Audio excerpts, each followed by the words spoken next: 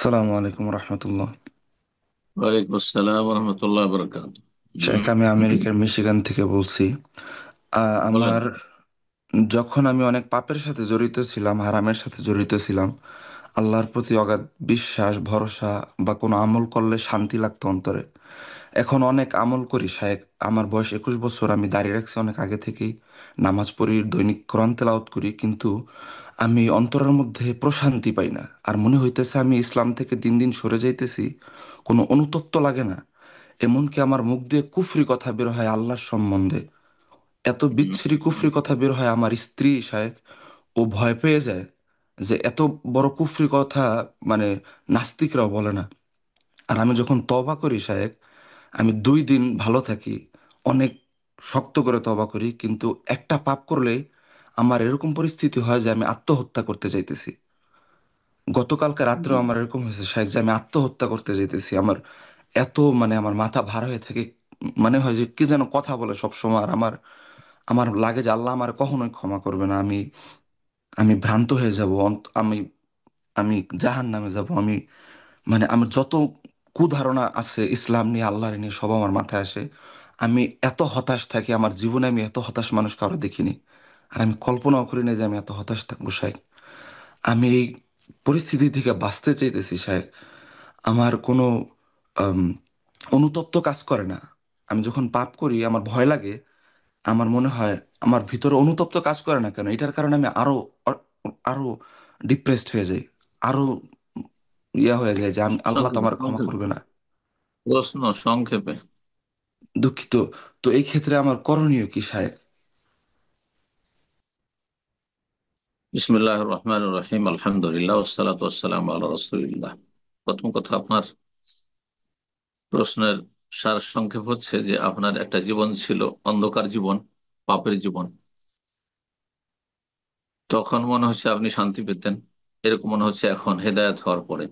এখন আমল করছেন, তারপরে আপনি যেন শান্তি পাচ্ছেন না। আর তারপরে আপনার অনেক উদাহরণ আসছে, অনেক ওয়াসওয়াসা আসছে, খারাপ কথা মনে আসছে। আর তারপরে মনে হচ্ছে যে আমি এমন পাপী হয়েছি, আল্লাহ মাফ করবেন না। এটা হচ্ছে।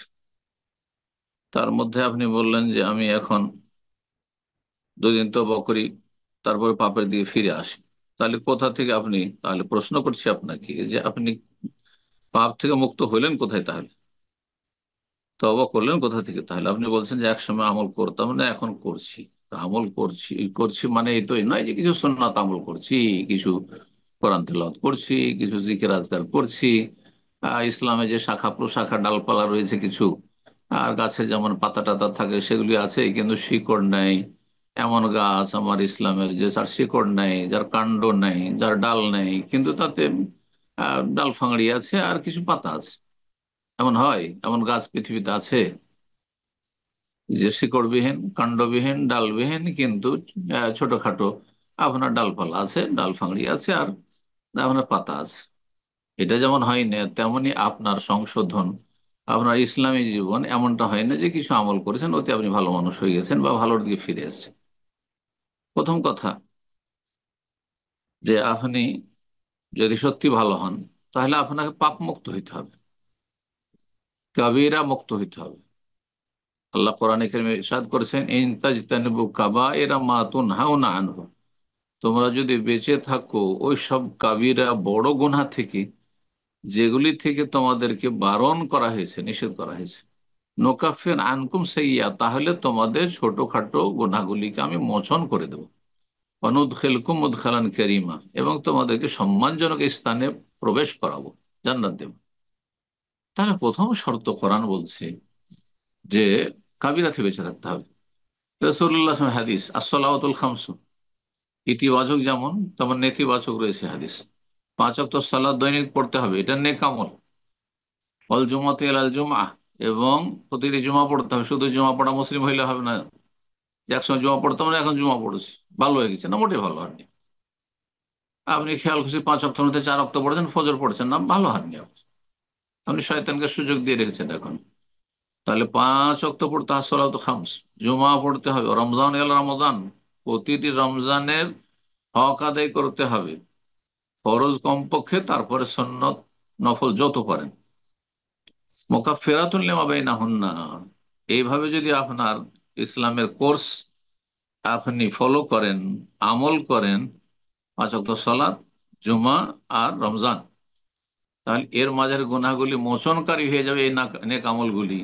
এজাজতনি বাতিল কাবায়ের, শর্ত হচ্ছে কাবিরা থেকে বেঁচে থাকতে হবে। কাবিরা থেকে বেঁচে থাকতে হবে, নেগেটিভ, নেতিবাচক বড় গুনাহ যা আপনার জীবন, জেনা, মদ, হ্যাঁ, আপনার অবাধ মেলামেশা আর অশ্লীলতা, আর তারপর হারাম খাওয়া, সুদ ঘুষ বেমানি আত্মসাৎ, হারাম রেজিক, হারাম ইনকাম, এগুলো যেন না থাকে। এজাজতনি বাতিল কাবায়ের। আপনার প্রশ্নের আরেকটি দিক বলো গুরুত্বপূর্ণ, সেটি হচ্ছে, এটা বাস্তব কথা, মনে রাখবেন এই কথাটি সবাই। মানুষ যখন পাপের জীবন যাপন করে, তারপর সেখান থেকে যখন ফিরে আসে, তখন শয়তান খুব কষ্ট পায় যে শিকারী শিকার করার পরেও হাতছাড়া হয়ে গেল। যেমন যারা মাছ ধরেন, হ্যাঁ, মাছ মাছ মারতে যান বা মাছ শিকার করতে যান, মাছ পাননি সেটা আলাদা কথা, কিন্তু বড় একটা মাছ পেয়ে গেলেন আর তারপর ওপরে উঠিয়ে নিয়ে রেখেছেন আপনি, আর তারপর লাফ দিয়ে পানিতে পড়ে গেল, অথবা ধরার পরে ছুটে গেল, কত আক্ষেপ হবে। ঠিক ওই রকমই জিনিস শয়তান, যাদেরকে স্বীকার করে নিয়েছে জাহান্নামের জন্য, জাহান্নামের সঙ্গী বানিয়ে ফেলেছে জিনিস শয়তান, এগুলি যদি ফিরে চলে আসে, তখন আপ্রাণ চেষ্টা করে এই জিন শয়তানগুলি আবার এদেরকে, চলো যেই পাপগুলি থেকে তোমার ফিরে আসলে সেই পাপে যদি নাও নিতে পারি, এর চাইতে অন্য পাপে, আরো বড় পাপে নিয়ে যাও। হয়তো আমলের পাপ ছিল, মদ খেত উদাহরণস্বরূপ, জেনা ব্যভিচার লিপ্ত ছিল, অথবা সুদ খেত, ঘুষ খেত, হারাম রোজগার করত, এগুলোতে ফিরে চলে এসছে, বেনামাজি ছিল, নামাজি হয়ে গেছে। তখন এর চেয়ে বড় পাপ হচ্ছে শিরকের পাপ, কুফরি পাপ, আল্লাহ সম্পর্কে নিরাশ, আল্লাহর রহমত থেকে নিরাশ হয়ে যাওয়া, হতাশা, আমি এত বড় অপরাধী, আল্লাহকে আমাকে মাফ করবেন, বিভিন্ন রকম ওয়াসওয়াসা দেওয়া, ওয়াসওয়াসা, যাতে অশান্তিতে থাকি, আর যখন অশান্তি হবে তখন আবার ফিরে চলে আসবে পাপের দিকে। এর জন্য যথাসাধ্য চেষ্টা করতে থাকি। যেমন শয়তান মোজাহাদা করে আপনাকে, তার বিরুদ্ধে আপনাকে মোজাহাদা করতে হবে। ওয়াজাহিদহুম বিহি জিহাদান কাবীরা, বড় সর্বাত্মক প্রচেষ্টা মুজাহাদা করা। ওয়াল্লাযীনা জাহাদু ফিনা, আল্লাহ বলছেন আমার পথে যারা মুজাহাদা করবে, নফসের বিরুদ্ধে জিহাদ, মন চাইছে পাপ করতে, হ্যাঁ, মনে মেলা খারাপ কথা আসছে, মনে মেলা ওয়াসওয়াসা আসছে, আপনি তার বিরুদ্ধে লড়াই করেন। ওয়াল্লাযীনা জাহাদু লানাহদিয়ান্নাহুম সুবুলানা, এই মুজাহাদা যদি আপনি কন্টিনিউ করেন, তাহলে অবশ্যই আল্লাহ বলছেন আমি তাকে আমার রাস্তা দেখাবো, জান্নাতের রাস্তা দেখাবো, হেদায়েতের রাস্তা দেখাবো, ইসলামের ওপর প্রতিষ্ঠিত থাকা ইস্তেকামার রাস্তা দেখাবো, অবিচল থাকতে পারবে।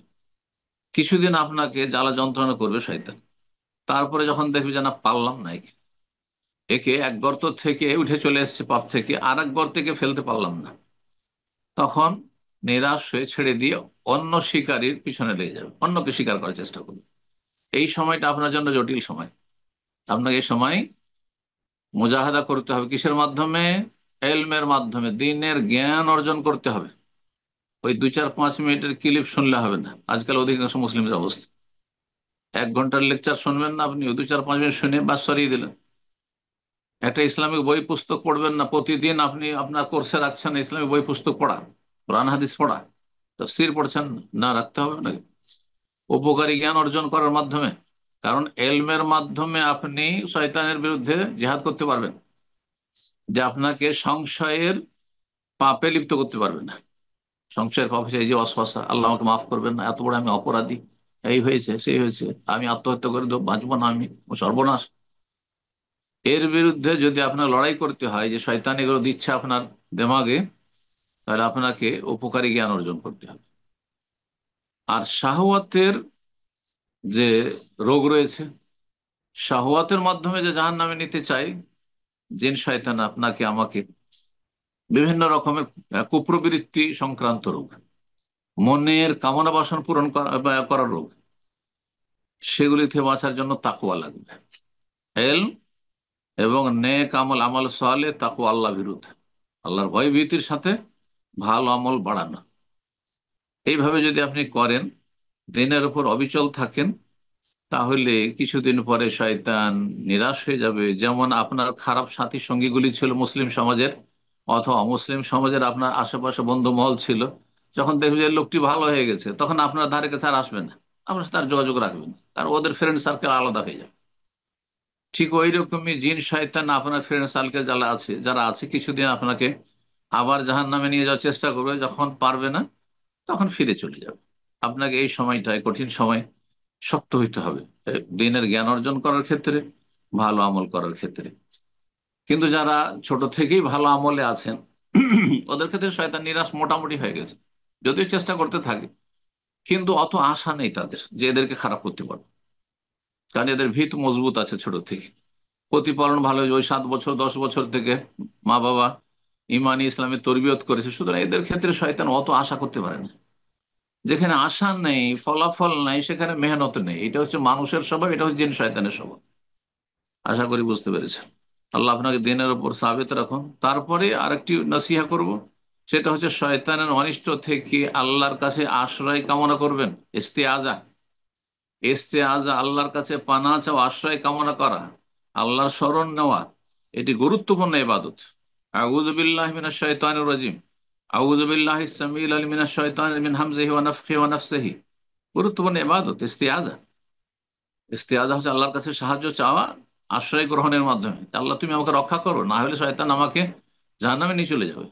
বেশি বেশি আউযুবিল্লাহ পাঠ করবেন এবং আল্লাহর কাছে দোয়া করতে থাকবেন অটলতার জন্য। আল্লাহ মুকাল্লিবাল কুলুব সাব্বিত কলবি আলা দীনিক, নবী সাল্লাল্লাহু আলাইহি ওয়াসাল্লাম খুব বেশি বেশি দোয়া পড়তেন। সুতরাং আপনি দোয়ার মাধ্যমে, জিকির আজকারের মাধ্যমে, নেক আমলের মাধ্যমে, দিনের জ্ঞান অর্জন করার মাধ্যমে, আর নফসের বিরুদ্ধে, নফসে আম্মারা, কুপ্রবৃত্তির বিরুদ্ধে আপনার মুজাহাদ সর্বাত্মক প্রচেষ্টার মাধ্যমে আপনি আপনার পথে অবিচল থাকুন। শয়তান নিরাশ হয়ে যাবে আর কখনো আপনার ক্ষেত্রে সফল হবে না। বারাকাল্লাহ ফিক।